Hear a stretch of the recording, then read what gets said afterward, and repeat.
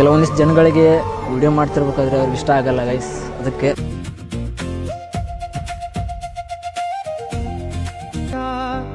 ನುಸುಳಿ ಬಂದ ಬಿಂದಿರೋ ಗಾಳಿಗೆ ನಿನ್ನದೇ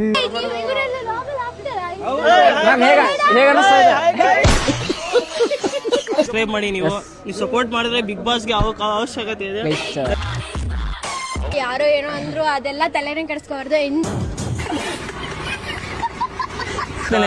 ಎಲ್ಲ ಏನು ಮಾಡ್ತಿದ್ದೀರಾ? ಬರ್ರ ಬರ್ರ ಬರ್ರ ಬರ್ರ ಬರ್ರ ಬರ್ರ ಸೂಪರ್ ಬಂದಿರ್ತಾ ಇದಾರೆ ಭಯವಾಗಿ.